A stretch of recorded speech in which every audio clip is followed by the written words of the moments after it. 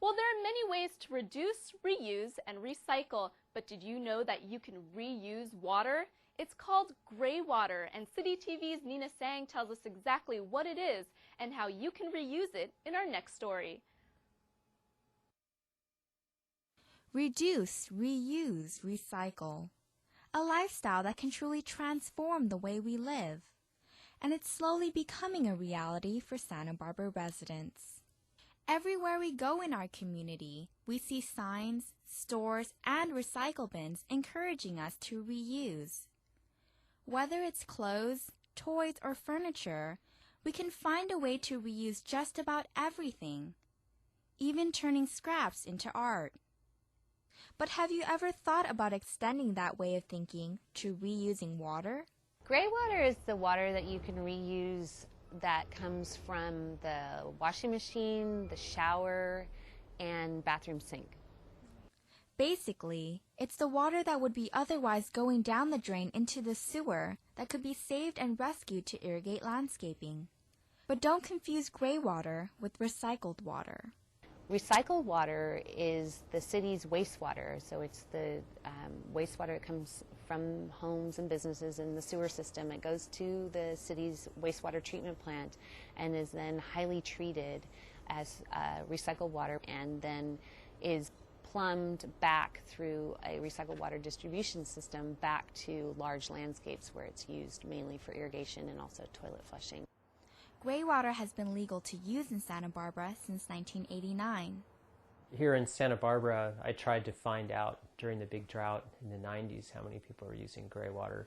No one had any idea, so I ended up doing a door-to-door survey just in the tract development next to my house in Hidden Valley, and it was over 50% of the people were using greywater. In fact, Santa Barbara was the first government entity to approve the use of greywater. Other communities began adopting the regulation thereafter, and then eventually the whole state got involved. But previous greywater rules were simply impractical, making it hard for residents to install a greywater system in their home without negotiating through a maze of permits and regulations.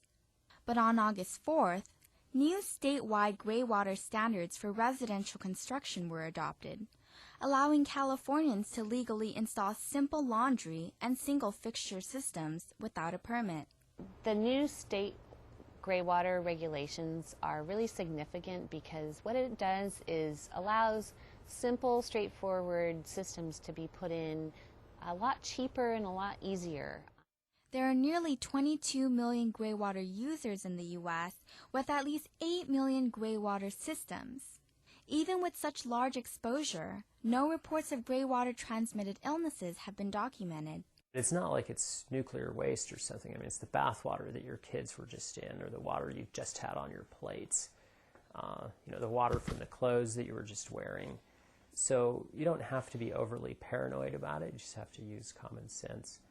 In terms of chemical contamination, it does make sense to pay more attention to what you're putting down the drain.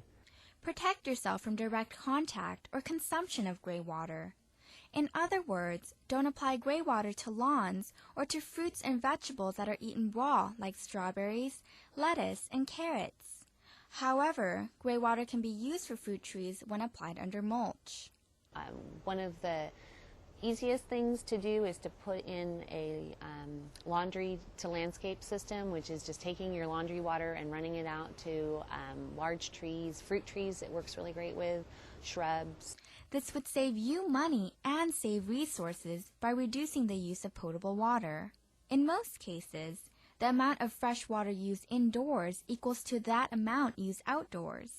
In practice, reusing greywater to water plants outside can save about a third to half of the water used for irrigation. With greywater systems, you may also have to change some household products that you use on a regular basis, such as your laundry detergent. And don't use products with chlorine or bleach, whiteners, or fabric softeners. Some detergents and soaps contain sodium and other salts that increases alkalinity of the soil and can harm plants. For anybody that has a septic system, it reduces the load on the septic system substantially.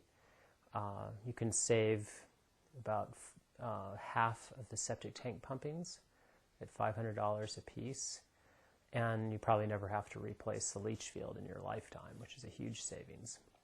If you educate yourself about gray water and what water additives to avoid, you'll save yourself money, help the environment, and conserve our precious water resources.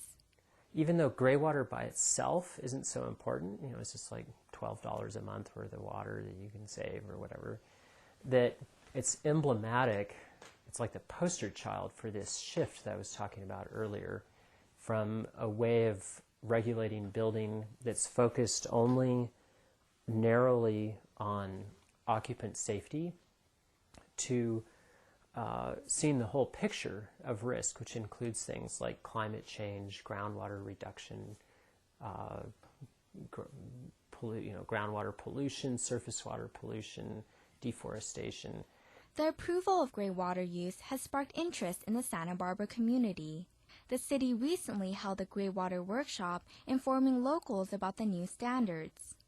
We were overwhelmed and amazed at, we had 120 people attend the workshop. We were guessing, around 20 to 30, and so it really shows the interest that people really want to use gray water. The city plans to sponsor more gray water workshops in the future to encourage the community to save water and promote a more sustainable Santa Barbara. If you're interested in installing a single fixture Greywater system but don't know where to start, visit the city's website. That's santabarbaraca.gov/water.